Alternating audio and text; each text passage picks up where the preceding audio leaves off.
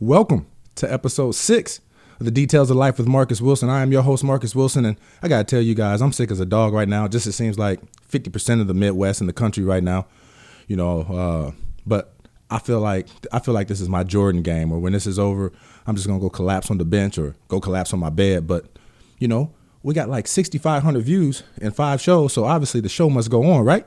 There's people out there wanting to listen. I feel like we're putting out good content, and today's episode is gonna be no different. We're bringing on City Treasurer Tishaura Jones. I want to preface this that Tushar Jones is a Democrat, and by no means is this a promotion for her, but she represents the community that I serve, right? And so just like State Rep Riley Price, State Rep Stephen Roberts, Alderwoman Shamim, Alderwoman Jeffrey Boyd, State Rep Carla May, my job and my community is represent my people and take the concerns of the people to the people representing us. And so she lives in the community that I serve. And so I do want to be very bipartisan on this show. So I'm definitely going to make sure I bring another Republican on and get their views, so no one says that I'm giving unequal, voices to anyone. But Tushar has been very outspoken on a couple issues like airport privatization, better together, women's rights. We touched on all those topics, crime in the city, offering solutions, not just complaining about it. So these are all things we talked about today. And so I definitely wanted to get her on the show and give you guys the opportunity to hear it from her, not sound bites from the media.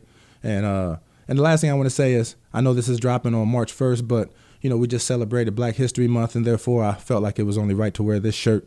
And I'm glad that we were able to celebrate that. It's kind of a touchy subject with me because I feel like African American history or Black history, whatever you want to call it, is American history, and it should be celebrated year round. But hey, that's not the topic of this show today. But just want to let you guys know where I was coming from today.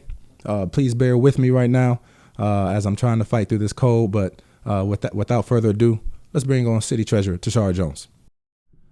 Welcome, ladies and gentlemen, to another episode of the Details of Life with Marcus Wilson. Today we have the City Treasurer from St. Louis, my friend, Miss Tishaura Jones. How you doing, Tushar? Great, thanks. Thank you for coming on today. Thanks for having me. All right, well, we'll dive right in.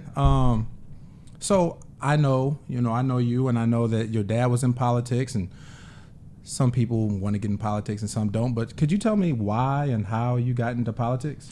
Well, first off, thanks for having me again, but I never wanted to be a politician. I'm what some may call a reluctant leader. And what happened was, I saw my dad's career and how it didn't end on the greatest note. Many people may know that he was sent to federal prison on what I now think are trumped up charges just to get him out of office. And afterwards, I said, well, maybe this isn't my career path. But the quickest way to make God laugh is to tell him what you would never do. Right.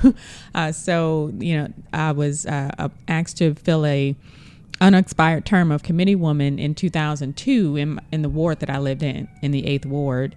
And that woke up some genetic, make some latent DNA. Right. And I really enjoyed doing that. And then I got asked to run for state rep and then ran for treasurer, and the rest, they say, is history. Well, I know some people, I was just at the state capitol building, and Carla May was just saying it's so important to get into politics because the lawmakers pretty much control everything. They do. And it's good to have people that are in there for the good intentions, not to, right, take advantage of anything. So the next thing I really wanted to ask was, I see this in my business. I see this all across the country, really. Women trying to balance being firm without being labeled angry or being labeled a B or whatever. And so, you're someone who has been outspoken on some things, and you've obviously climbed the ladder. So I'm sure you've ran into some things like that. What advice would you give to women who are facing things like that and how they move up in the business world? Well, we still have a double standard in this country and probably in the world about women who are passionate, right? And, where a man is angry, they're seen as passionate, or particularly a white man, but a black man isn't, right? It tends to, that angry trope tends to be limited to just black men and black women. And I haven't quite conquered that yet because I'm still very passionate about the things that I believe in. And I do get angry when I'm fighting for something that I think is very important to my people. Right. So I would say, but there are times when I'm able to build relationships first. I think that's key, is building relationships with the people that you're working with first. Like, I have relationships across the aisle with Republicans, and so when I am angry about a particular issue, they know I'm not angry at them. I'm angry at the issue. Right. Yeah. I mean, I've faced that myself, but I know that it's even worse for women. When I'm 6'4" and I get up and I'm passionate about something, people can say, "Oh, he's being angry." But I also know, just for women, it's even worse. And so I think it's important for women out there to know that that's something that you're going to face against. But I think that you're exactly right. If people know where you're coming from and you have relationships prior to it, and they know that you're doing it for a just cause, right, I think a lot of times it can help. It's not going to overcome it, but it can help. And I think nationally, they're pushing back on that a lot. If we looked at the presidential election, for example, Elizabeth Warren is very passionate, and they've tried to label her as angry, and in turn, she embraced it. Yeah. Same thing Hillary Clinton did. Yep. She embraced it, right? And they had the whole Angry Women's Caucus or whatever that was. And even when I ran for mayor, they tried to say I had a bad attitude. So I turned it around and I embraced it and put it on a T-shirt. Yeah. Sometimes you do have to just embrace it and run with it. Yeah. Right. So what do you think? What would be some of the things that you think that we could do better as a city to help decrease the violence, especially amongst our youth? Well, I've always held a belief that poverty is the father of crime.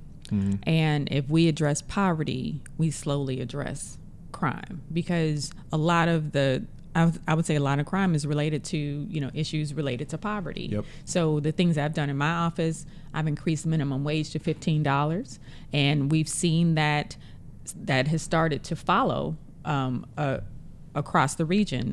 Sam Page has increased the minimum wage started on a path. Washington University started on that same path.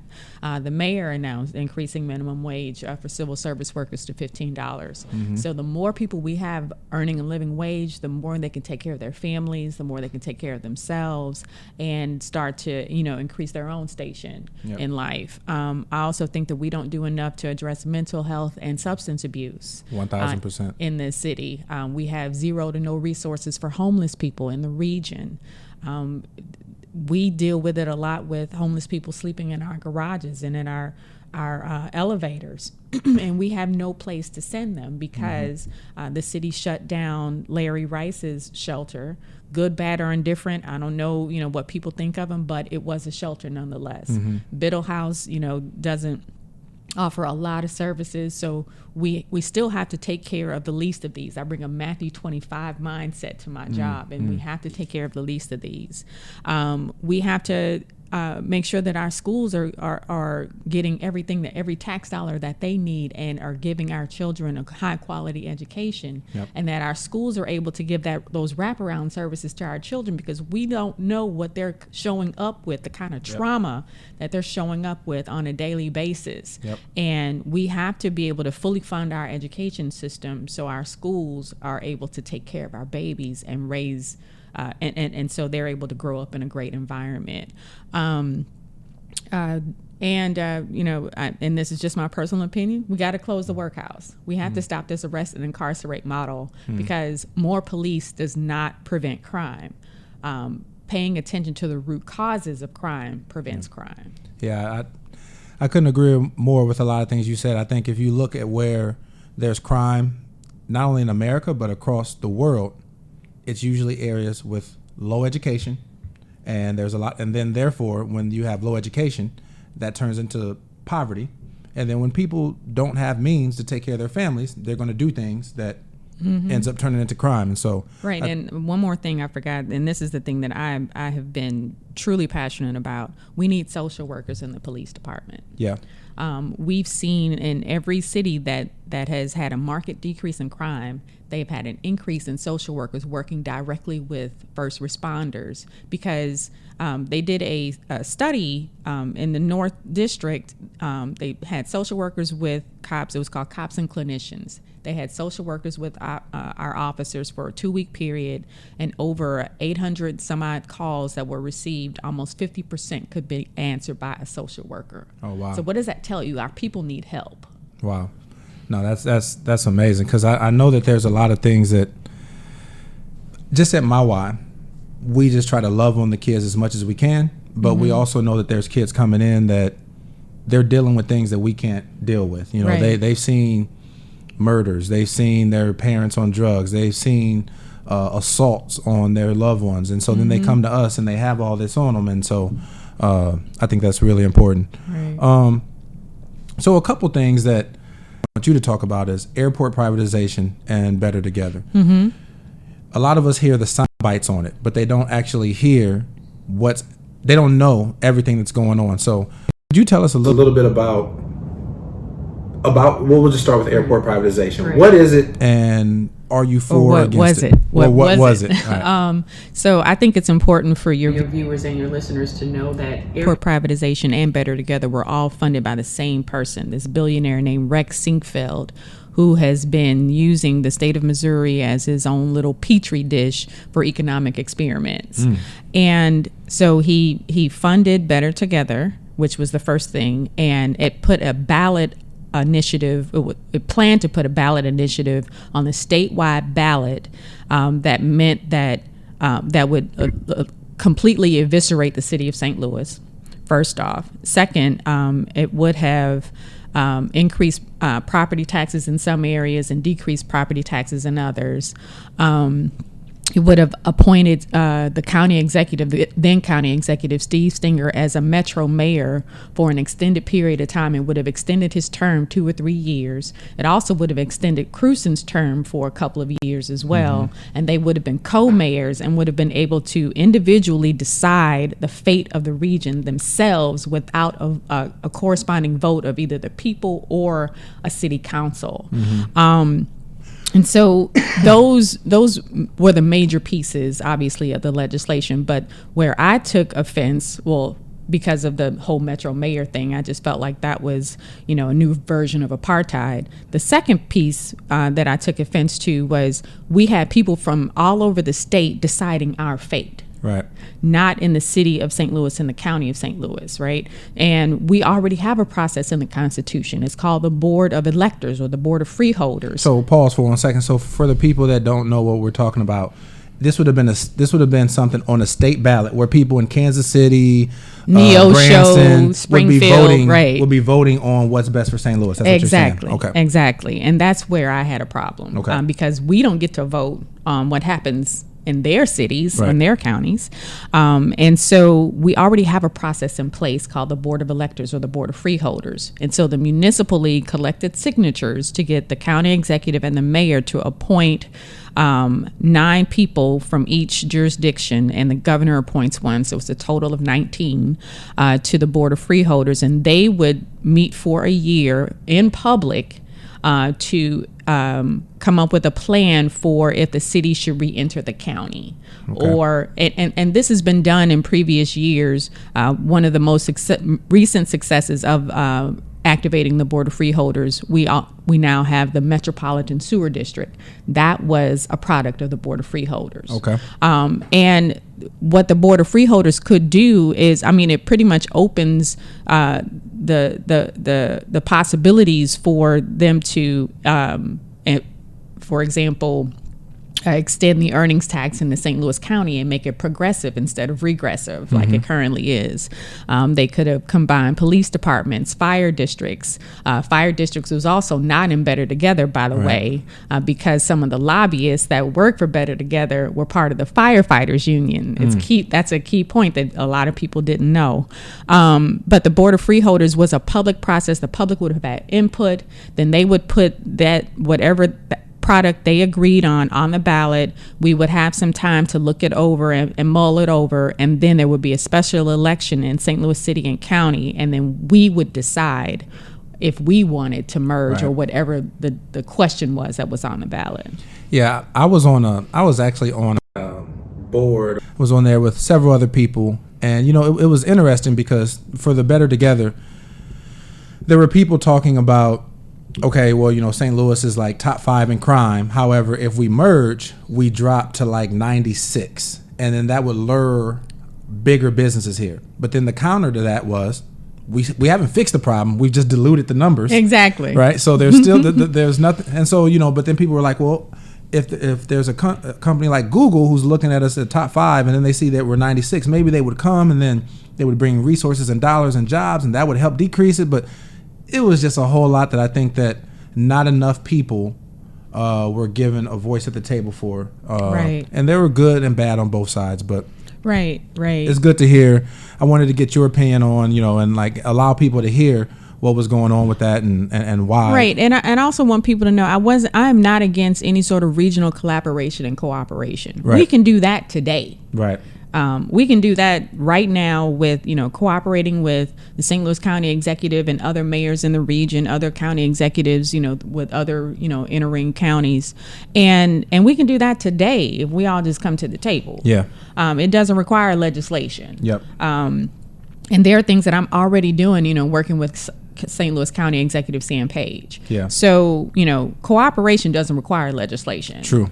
And I was just against the process, how it was funded, who funded it, and how the public wasn't involved. Totally understand. Right. So airport privatization? Airport privatization. Go ahead. Let's talk airport privatization was also funded by Rex Sinkfeld. Okay. His company wrote the RFP and then was awarded the RFP to then solicit bidders to privatize the operations of the airport. So we would essentially be selling the airport to a private operator or leasing it for 99 years, which is a long lease, and they would operate the airport. The problem I had was that with that, again, it was clouded in secrecy. This is a major asset of our region, and it belongs to the city of St. Louis. And if it's about, better operations at the airport is already being operated very well by the current commission that's already there. This was, simply put, a money grab. Yeah. So how does I'm uneducated on this, so I'm sure there's other people out there as well. How would it affect our region economically? So the people who, essentially, let's just say that a company won the bid. So they would be able to pay the city a large amount of money. And so the city was just looking at those who were at the table were just looking at this as at the money, right? We can use the money to, do the other things that we need to do. And that's money's not a bad thing, but my dad always tells me all money ain't good money, right? And I would rather take a look at our revenue position and how and diversifying our revenue to try to see where we can increase revenue there of the things that we're already doing. Are we leaving any money out there that we're not collecting? Because we went through that in the treasurer's office. That's a totally different subject. But with the airport, so if a private operator comes in, that affects the jobs of those who are currently working there. They're unionized. Would their union contracts be honored or not? It affects the airlines. Would their airline fees be jacked up or not? And the airport is in cooperation with our office recently. We've been able to make the money on their investments, so they've been able to decrease the fees that they charge the airlines. And I think that this was just all this sort of melancholy nostalgia about what our airport used to be. It used to be international, and after 9/11 a lot of airports got downgraded to regional airports. And no, we don't have a Mac store, or we still have Brooks Brothers, or we don't have all of the stores that you see in all of the major international airports. But does the airport get you in and out when you need to fly somewhere. Right. Yes or no? Yeah. Yes. Right. And their credit was actually upgraded a couple of times in recent years as well. Mm-hmm. So it's fiscally solvent. Yes, there is debt, but tell me what municipality doesn't have debt. Right. And that debt is on track to be paid off soon. So, all right. But can we do a better job at capitalizing on the asset that is the airport and the land that surrounds it? Absolutely. But do we need private business to do that? I don't think so. Well, thank you for that. Like I said, I'm still learning on these topics. I'm sure a lot of people are. So thank you for explaining that. But speaking of investments and things you do with money, could you talk about, I know with the Office of Financial Empowerment, I know that you're really passionate about getting financial education and empowerment started at the youth level. I know that Office of Financial Empowerment was at our youth fair, at our summer back to school jam, getting kids signed up with bank accounts. Could you tell the people a little bit about what that is and why that's important to you? Yeah, so when I ran for treasurer in 2012, I looked at the statistics around African Americans and those who are unbanked or underbanked. And at the time, it was about a third of African Americans in the city and the county were unbanked or underbanked. Being unbanked means that you cash your check at the gas station or the local check cashing place. And over time, you can pay over $1,200 a year in fees just to get access to your money. Yep. Being underbanked means that you might have a checking account or a savings account, but you still use predatory financial services like payday loans, rent-to-own, title loans, to access the financial system. And also, I noticed that the average credit score of most people in North St. Louis is below 600. Your credit score determines everything, how much you pay for everything. Sometimes it even determines if you get a job. Yep. It determines your insurance and how you move through life. Yep. So I made it a mission to help people get banked and to increase their credit scores, because those two things alone can help people, get out of whatever rut they're currently in. Right. And one of the best ways to do that is through children. So that's why we started the College Kids Children's Savings Account program, which gives a children's savings account, a deposit-only account to every kindergartner entering a public school in the city of St. Louis. And we load it with the first $50. That comes from residual parking fees. Okay. So every time you pay a parking ticket, every time you feed a meter or park in a city-owned garage, you're helping the babies. Yeah. Look at it that way. Right. So next time you get a parking ticket, don't just go, say, I'm helping the babies. And College Kids is one of over 65 programs in 34 states across the country. And just a couple weeks ago, I testified at the state capitol to help expand this program statewide. The state treasurer is looking to start a college savings account program for every baby born in the state of Missouri. They would get $100. Okay. So programs like this are growing in states and cities across the country. St. Louis is the second largest program in the nation.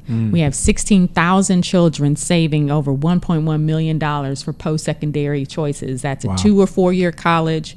That's vocational or technical school, even apprenticeships. Wow.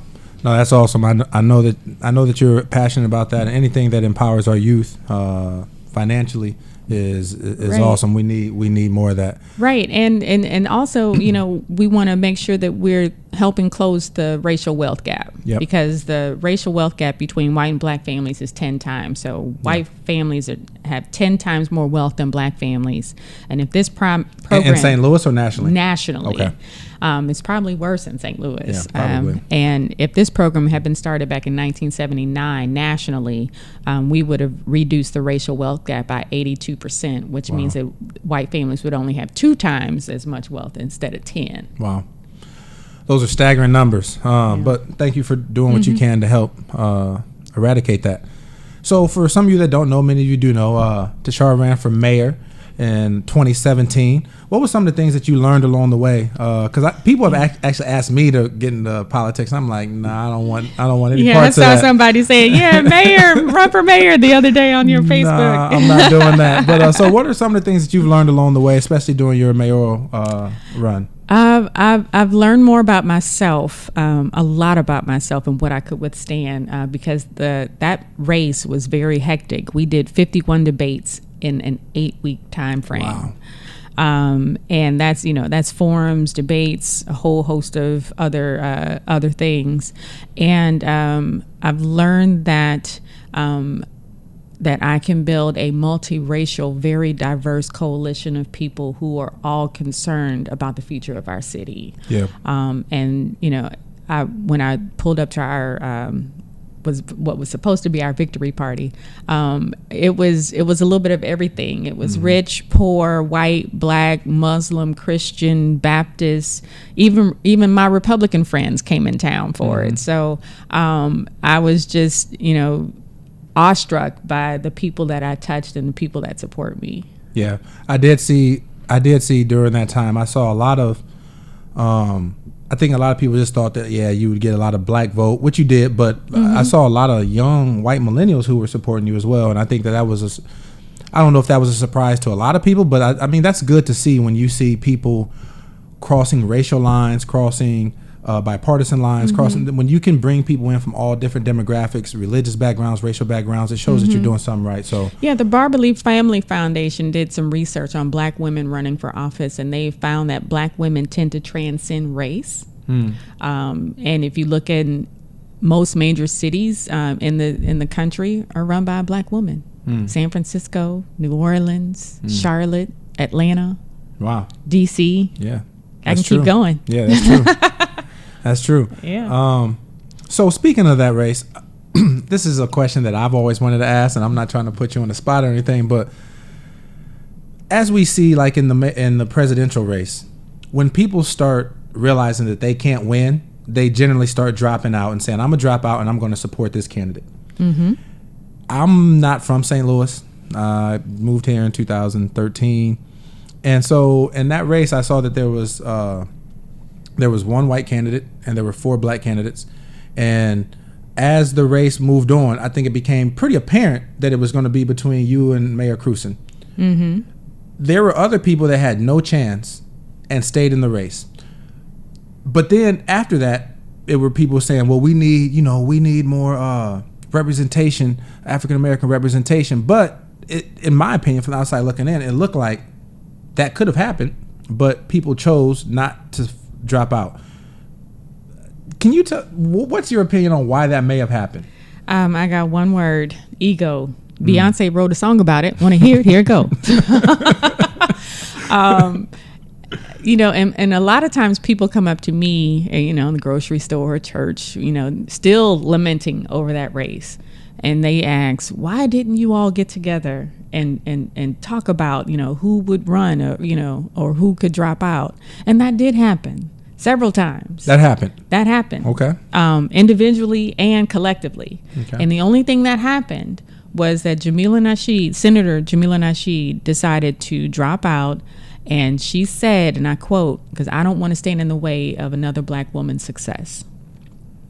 And that was not the same sentiment of the other black men in the race. And then if your listeners and your viewers want to go take a look at the ethics reports, you can see that the black male candidates were funded by a lot of the same donors that our current mayor has. So they can do the research. Yeah, that was I don't know the details of that, and I probably need to look at that ethics report, but just from the outside looking in, it just looked like hateration. I don't mean to speak for you. I couldn't understand why deep into the race, when people saw they had no chance of winning, why they wouldn't drop out. And even if they dropped out and gave their support to Mayor Krewson, that's fine. But just drop out and give your support to someone. And it didn't look like that was happening. And so I just never understood why that happened. And it wasn't because people didn't try. It's just that the men just refused to drop out. Yeah. Well, that's sad. So with that being said, would you run for mayor again? Yes, I am considering another run, but right now I have the treasurer's race in front of me. But when you look at our city and how we haven't, how we're on a trajectory that that I don't think is a good one, I have to consider that. And, right now I'm running on my accomplishments as treasurer, and I seriously wonder what the mayor's accomplishments and what she's going to run on. Well, we will see here in the next year what that's going to be, right? So last thing we want to end with is where do you see yourself in 5 to 10 years? And I ask that because you're obviously very well-spoken, business savvy. You know what you're doing with financial empowerment. You have a lot of connections. If you're not mayor, so let's say you run for mayor or you don't, do you see yourself staying in politics or starting your own business? Where does Tishaura Jones see herself in 5 to 10 years? So I honestly, let's do a couple scenarios. Okay. So if I run for mayor and win, I honestly see myself staying there for at least 2 to 3 terms, because it takes a good 10 years to see any real substantial change. If I don't, I'll stay here as treasurer because I really want to see the college savings program that I started come to fruition. I want to see these babies that we started with in kindergarten, what they do with this money when they start to graduate. And you see how, my smile is so big because I just love kids. I have one, of course, but I really want to see that program through to fruition and grow it. If I had a magic wand, I would like to bookend the program. Start our kindergartners off with a savings account and get them going, but also paying attention to our juniors and seniors, sophomore or high schoolers who are considering choices after they graduate, and really start to work with them to provide them the resources that they need. So is it a last dollar scholarship? Is it a scholarship to a local vocational school? Is it a scholarship to a Missouri 4-year university? We could be like Stockton, California, for example. And the mayor, Michael Tubbs, is a good friend of mine. Hey, Michael, if you're watching. He started the Stockton Scholars Program, and every kid graduating from a Stockton high school gets a full scholarship to wherever they want to go in California. That could be Berkeley. It could be UCLA. It could be the local, University of California system college. But they have choices, right? And because education is not the great equalizer. We have to have education and wealth, and our families didn't have that kind of generational wealth that was passed down with white families. Our houses don't appreciate at the same value because of them being in black neighborhoods. And so we need to even the playing field there, but we also need to give our kids a step up and a good first start when they are getting out of high school. Right. Well, that's a lot of good knowledge there by your treasurer, Tishaura Jones. And I hopefully you enjoyed this conversation and learned a few things in the process. One of the things we try to do on Details of Life is just to personalize the people, because a lot of times you see sound bites and you see things going on in the media and all you hear is that, but then getting to know these people is just a totally different way. So hopefully you got a chance to get to know Ms. Tishaura Jones a little bit better. And thank you guys for tuning in. Thank you for coming on again. Yes, thank you for having me. No problem. Thank you. Peace. Thank you, Tushar, for coming on. Hopefully you enjoyed that conversation. I think we talked about some really good subjects and, got to know her a little bit better. So thanks again for coming on, and good luck to you in the future. I want to close up with some commentary on Freethought. And I've been a big advocate of this. Many of you know I used to do this blog on Facebook called The Sunday Opinion. I've kind of gotten away from that now that I'm doing my podcast and my blog now. But, I always talk about subjects that, quite frankly, a lot of people don't want to talk about. And so free thought is one of those things that I feel like is being jeopardized in America. It's being attacked from all angles, not just rich, poor. I mean, people are really being manipulated and not thinking for themselves to make decisions that's best for themselves. I think there's some things. I heard a stat the other day that said Americans spend 4 years of their lives on a cell phone. 4 years. So put it to good use. Okay, yeah, get on the phone or whatever and call your friends, text. But there's so much knowledge at our fingertips. On the phone, on the internet, in the library. I just feel like too many people are just believing what anybody says. That goes for politics. That goes for religion. One of the things that really strengthened my faith in God was when I was a kid, I remember having questions, and people would tell me, don't ask questions about that. Lean not on your own understanding, right? And as I got older, I realized they just didn't know the answers. So, but what it did was made me not want to ask. And so as I got older, one of the things I always asked was like, Jesus came as the King of Jews, but apparently left as a Christian, right? Because Jews don't believe that Jesus is the chosen one, that he's not the Messiah. So how is that? And why is that? So I'm not telling you what to believe. As many of you know, I never tell people what to believe. I just ask questions to make you think. And hopefully you go do your own research so you can come to your own conclusions. Because if you're basing your entire faith on something that just your parents told you or that has been passed down through generations, that's dangerous. One of the things that's been passed down through generations, a lot of people don't know is that, Andrew Jackson was one of the most racist presidents of all time. He founded the Democratic Party. Now the Democratic Party is known for having the black and minority vote. How did that happen? And when? Do you know that? Right? Or you just voting because somebody told you to vote that way? Your parents always voted that way. Right? I saw this. I was watching Max Kellerman on ESPN the other day. They were having a debate about marijuana and the NBA. And they said that there was this guy named Harry Anslinger. So I went and searched it up. And sure enough, there's this guy named Harry Anslinger in the 1930s who really wanted to do a war on drugs and use it as fear for political gain. We all have seen that done before, whether it's done with wars or other topics, which I'm not going to get into. But he basically said that marijuana was made the darkies feel like they were equal to white men, and that Negroes and Filipinos and Mexicans were the ones smoking marijuana. He stopped using the word cannabis because he wanted to use marijuana because it sounded more Spanish, and said that it made them make satanic music and made white women want to have sexual relations with them.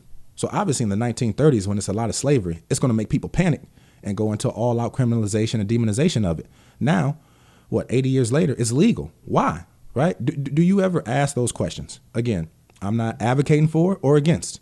I'm just asking, have you thought about these things, right? Because it's important for you to know if you really want to base your opinion and you want to get into debates. I see us being more divided as a country. And a lot of times I hear people arguing on wrong facts, right? It's like they've just been told something, they've heard a soundbite, and then they go and run with it. And this is on both sides. This is on religion. This is politics. This is everything. This is race. And so I would just encourage you guys to go out and do your own research on the things that you really feel adamant about and make sure that you are standing on the truth. And whatever that is, then go for it. If you want to support something I don't support, but you feel like it's best for you and your community, that's what America's for. We all have the right to vote, right? So please, use your free thought. There's the internet, there's the library, there's the cell phones, there's knowledgeable people, there's books. Don't go to just any slanted website where Fox or CNN, where those places are jaded, right? Go try to find independent sources and make decisions for yourself, right? Free thought. When free thought starts to get eradicated, that's when America's going to be in trouble. And it's already happening, guys. So I would just ask you to really take the time out to do your research on things that you feel really are important to you, right? So with that being said, always remember that greatness is in the details. I think that was perfect for that outing, right? Greatness is in the details, guys. Thank you for tuning in. God bless. Peace.